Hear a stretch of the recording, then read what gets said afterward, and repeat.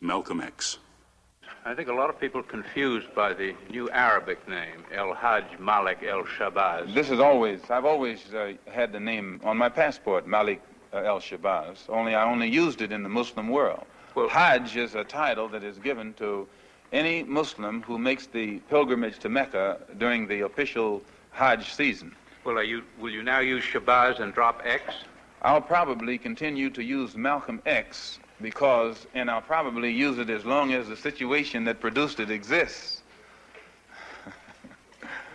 You don't feel that Shabazz takes the place of X? My going to Mecca and going into the Muslim world, into the African world, and being recognized and accepted as a Muslim and as a brother may solve the problem for me personally. But I personally feel that my personal problem is never solved as long as the problem is not solved for all of our people in this country. So I remain Malcolm X as long as there is a need to protest and struggle and fight against the injustices that our people are involved in this country. Are you prepared to go into the United Nations at this point and ask that charges be brought against the United States for its treatment of American Negroes? Oh, yes. Oh, yes, please. I think you're right in my camera. The audience will have to be quiet.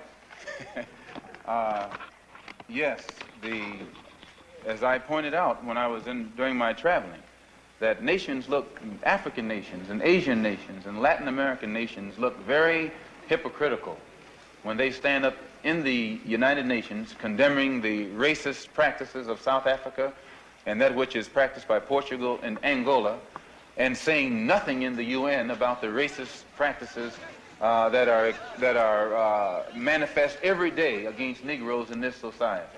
Even in South Africa, those Africans aren't faced with bayonets and aren't faced with police dogs. I would be not a man. If I was in a position to bring it in front of the United Nations and didn't do so, I wouldn't be a man. Malcolm, do you intend to lead the charge in the United Nations? Well, I find that to say you're going to lead something creates a lot of hostility, division, jealousy, and envy. I hope to work with any group of leaders or any group of organizations to do whatever is necessary to see that this problem is brought before the United Nations. Have you had any commitments from any nations in Africa to support you in such a move? I would rather not say at this time. But one thing I found in my travels, all of them look upon us as their long-lost brother. You realize the implication is that you have had such commitments when you say... This is your interpretation of what I said. One thing that I found in all of my travels was that all of the Africans, not only the Africans, but the Asians and the Muslims, look upon us as their long-lost brothers. And America had actually tricked many of them into a hands-off policy by giving them the impression that she was honestly trying to do something to solve the problem. My argument over there was designed to prove that it is impossible for the United States government to solve the race problem. It's impossible. Malcolm, on your trip abroad, you said you sensed a feeling of great brotherhood and that conceivably you would be working toward integration in this country now. At least this is what you're reported to have said. Have you any comment on it? I don't think that I ever mentioned anything about working toward integration. They haven't even got integration right here in New York City.